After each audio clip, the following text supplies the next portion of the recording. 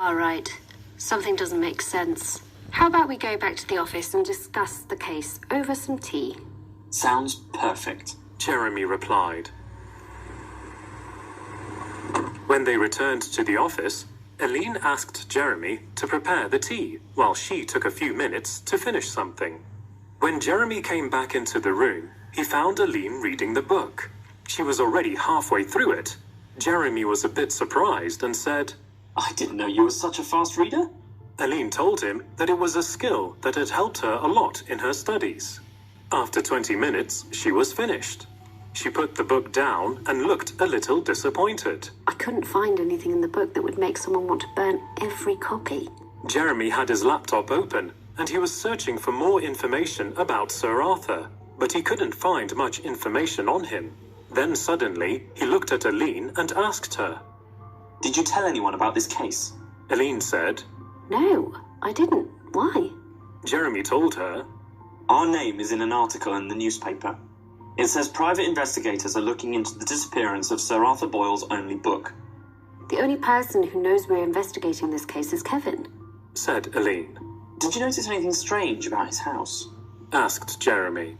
Yes, he said he didn't read his father's book, but he had over 10 copies of it in his bookcase. Eileen was silent for a second, and she looked like she was thinking deeply.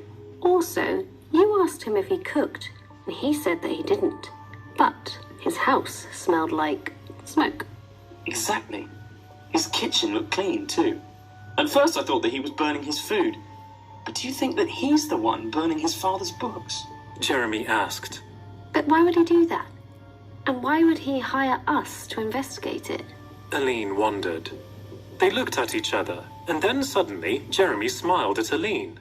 He went back to his laptop and searched for the book on an online bookstore. He found that the number of books available was very limited. He finally understood what was happening. Kevin was burning all the copies remaining to increase the price of the book. The fewer the copies available were, the more expensive the remaining copies would be. And that's why he also kept more than 10 books at his house, so he could sell them when their price was high. But even if we're right, there's no crime. He's lying to people because he wants to make money.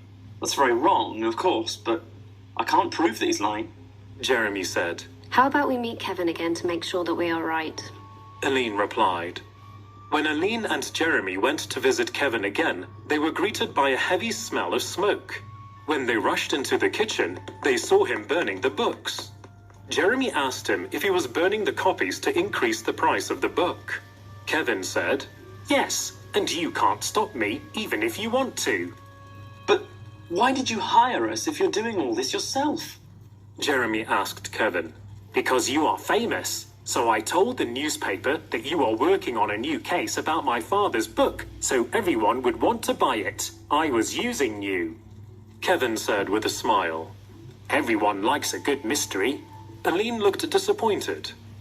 Your father loved his book, and you were just burning his legacy to make some extra money.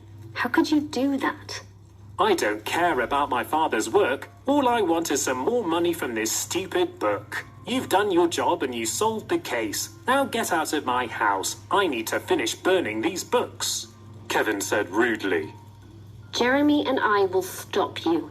You will not make easy money by lying and burning something your father loved. Eileen replied. I'm not committing a crime, so you can't go to the police, said Kevin with a smile. No, we can't go to the police, but we can go to the newspapers.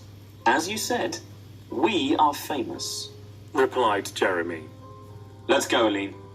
Kevin took a second to understand what they were going to do and then screamed, No, please, I need the money, and these books are nothing. No one cares about them. I just wanted people to care about the book, please.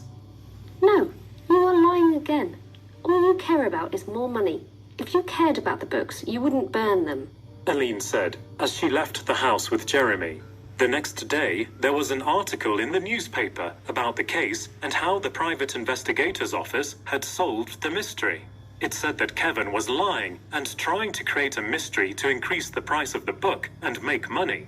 At the end of the article, the writer asked the readers not to buy the book until the price had decreased again.